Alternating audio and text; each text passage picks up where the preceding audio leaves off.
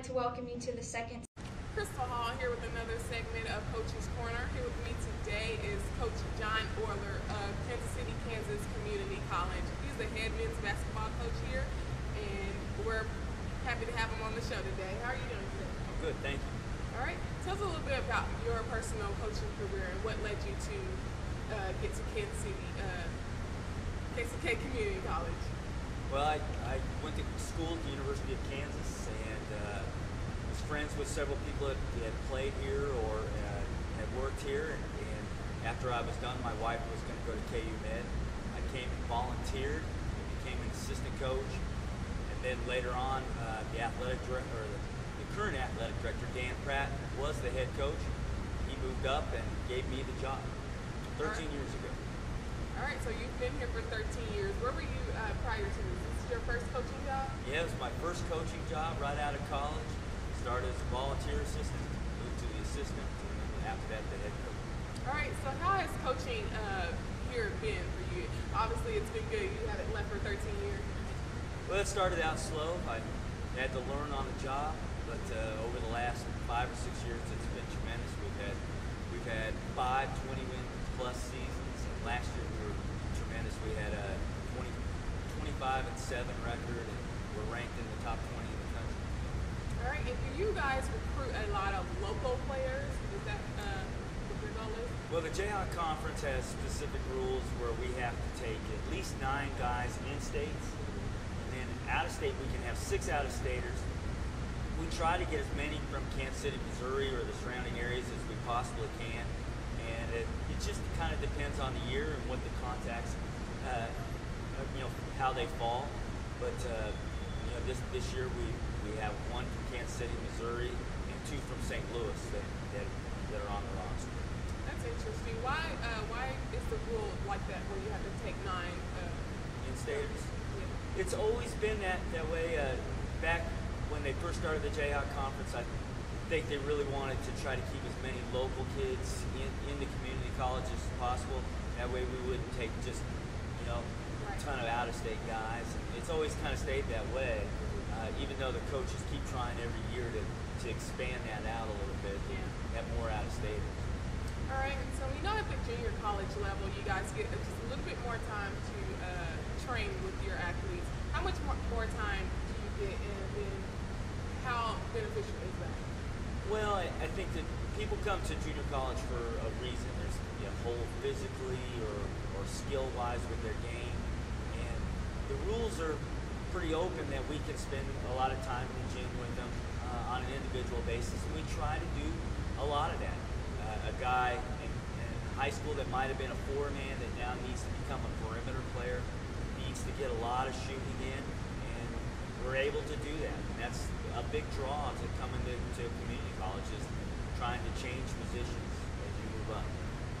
Okay, and I know at the community college level, you guys do a lot of changing players and people transferring out and things like that. How have you had to transform your team this season, and who's new on your team? Well, we have 4 starters back from last year's team. We lost the leading rebounder in the nation, a kid named Dennis Tennant, that went to Marshall University, was a tremendous player. But 4 starters back. We've only had to add 1 guy from our bench to the mix, and so far it's been really good. Only the bench has really had to learn the system, and so we've started out good. We're well ahead of the game to begin with. This segment of Coach's Corner is sponsored by State Farm Insurance with agent Don Swanson and Mike Barnes. All right, Coach Oler. At the junior college level, would you say that you have an advantage with your players to develop them as an athlete and as a student all around? Well, we can spend a lot of individual time with them. They also get a lot of individual time in the classroom where there's holes and they need to up some levels, especially with their math scores and that type of thing. The NCAA Division I level is really raising everything from high school kids coming in, the number of core classes they have, to the math credits and English that they have. so it's become a lot tougher. It's becoming tougher for the junior college level too. They just passed rules where the junior college GPA has got to be a 2.5. So kids are really going to have to up their game academically to be able to play at the Division I level. All right. And do you guys stress the academics? I know you do, but how do you stress the academics here? Well, it's one of those things where with kids that come to junior college, and you can lay out this is where your weakness is, and you've got to get better at it. But they really have to mature and be able to take the academic level and use it to their advantage. So many of them just focus on the game in high school, and they don't get to the academic side of things, and so their test scores and all that type of thing are weak. But at the college level, they come to junior college and start over and use that to their advantage. All right, so to the young athletes now that are looking for a junior college to go to, what would you say to them to make them want to come to campus? Well, if they want to be a Division I player, there's exposure, there's a chance to really up your academics, there's a chance to really up your skill level, and there's a chance to play at a very high level against very high level athletes. And that's what the junior college level really gives you. Our conference is as good as there is in the country. We play against players that are going to play in the Big 12, they're going to play in the SEC, that are going to play in the Big East. On a nightly basis, there's some team is going to have somebody that's going to a really high level. All right, and so in your 13 years of being here, have you developed a coaching philosophy at all? And what is that? Well, it sometimes at this level it changes on a yearly basis, just on the athletes you have. But over the last few years, we've become mainly strictly a man-to-man team that tries to push the ball and use our size and our length to our advantage. We've been a tremendous, I love to shoot the three, and we've led the league in three-point shooting over the last few years, and our offense is really designed to shoot a lot of threes, and we've been really good at that. We've had the leading three-point shooter in the conference, guy that led the nation in three-point shooting, set school records and set conference records with that. And then even off this last year's team, we had Dwayne Smith that played at Piper High School just down the road, and he was third in the conference in three-point shooting. So we've made some advantages, by being able to shoot the three. Okay, so would you say that shooting the three is your style of coaching? Are you going to stick with that? Yeah, definitely. I think it's easy to recruit to the system.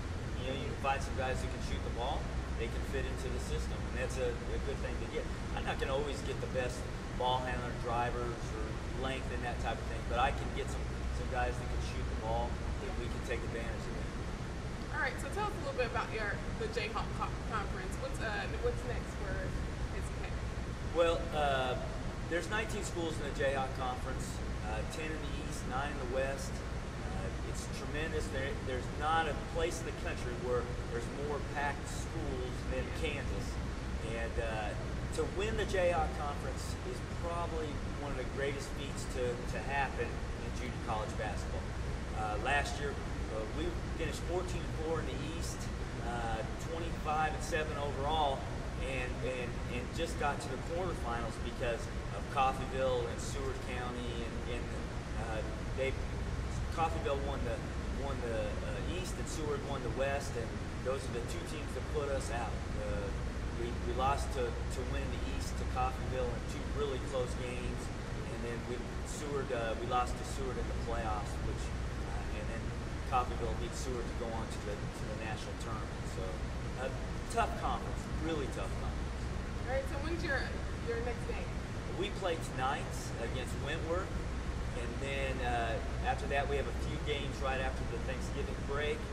And then junior college always kind of shuts down for a little bit of Christmas time. Kids go home for a couple of weeks. And then the conference season heats up at the beginning of January. And we have 18 conference games that take us to the end of February. All right, so who's your rival? Who do we want to see? Well, we want to beat Johnson County. I mean, it's literally 10 miles between the two of us, and Coach Jeffers is a really competitive guy that we battle against year in and year out, and we really want to do good against them. But we've also had rivalries against Independence and Coffeyville that have kind of grown over the last few years, and those are tremendous games. Those schools always come into Kansas City, Kansas, and steal away the guys that we really need to be here playing for us to get over the top and win that conference championship. All right, yeah, we did an interview with Coach Jeffers over at Johnson County, and he's really confident, so hopefully you guys will prevail in that. Is there anything else you wanted to say to the audience? Well, to all those young athletes that are in high school right now, we have a tremendous opportunity here to play at a very high level. And for us to make that next step to the top, we got to have the kids from Kansas City, Kansas, from Johnson County stay at home and not go out to the middle of nowhere in Hutchinson or those little towns and play basketball for them. We have dorms on campus now.